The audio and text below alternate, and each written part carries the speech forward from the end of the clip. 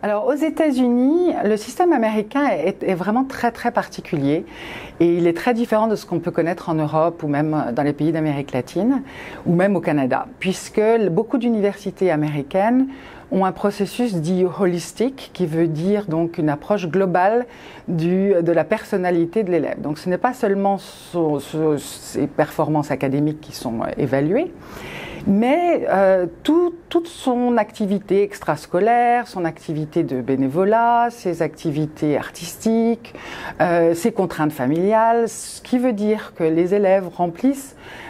lors de leur dossier, remplissent un questionnaire qui est beaucoup plus développé que ce qu'on peut faire sur un CV, où ils démontrent toutes leurs implications au cours des 4 dernières années. Donc, il est important de savoir, et ça c'est très différent avec ce qu'on peut connaître en France, c'est que non seulement les bulletins scolaires comptent depuis la 3e, donc les notes de 3e, seconde, première sont évaluées par les universités, mais également toutes les activités extrascolaires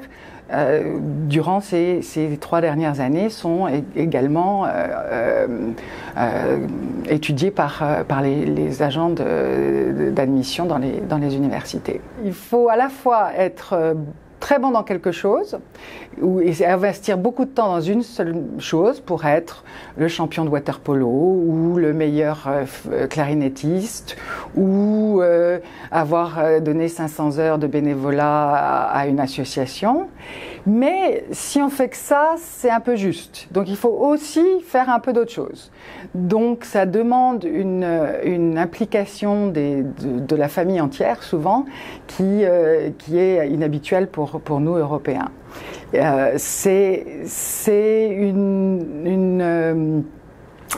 Par contre, l'important, et ça c'est ce que je recommande beaucoup à mes élèves, c'est qu'ils suivent des sujets qui les intéressent.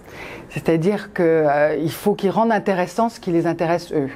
Par exemple, ils sont passionnés de jeux vidéo, c'est pas la peine d'inventer de devenir champion d'escrime. Si beaucoup de nos enfants sont passionnés de jeux vidéo, à ce moment-là, ce qui est important, c'est qu'ils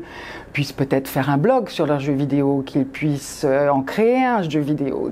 des choses comme ça qui font qu'ils vont ressortir de la masse, entre guillemets, ce qu'en anglais on appelle créer un hook, un espèce de crochet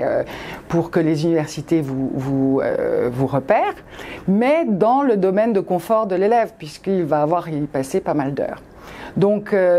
c'est sûr qu'être champion de natation est une bonne chose. Par contre, si on est juste bon en natation, mais aussi bon dans d'autres choses et qu'on s'y investit et on peut raconter une histoire intéressante autour de ces activités, c'est ça qui compte. Donc c'est vraiment une démarche assez différente de ce qu'on connaît nous donc en France ou en Europe, mais qui valorise en fait plusieurs aspects de la personnalité d'un enfant. C'est un plus, ce n'est pas suffisamment différenciant pour permettre l'accès aux meilleures universités sur cette base-là, surtout dans la mesure où il y a beaucoup d'élèves qui parlent ici 4, 5 langues et que d'en parler 2 ou 3 est presque banal. À Miami, c'est effectivement très important et ça donne l'accès pour les élèves qui sont dans des programmes bilingues notamment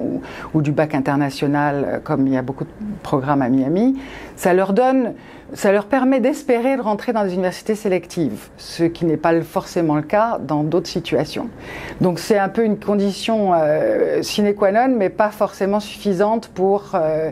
pouvoir accéder après à des universités très sélectives.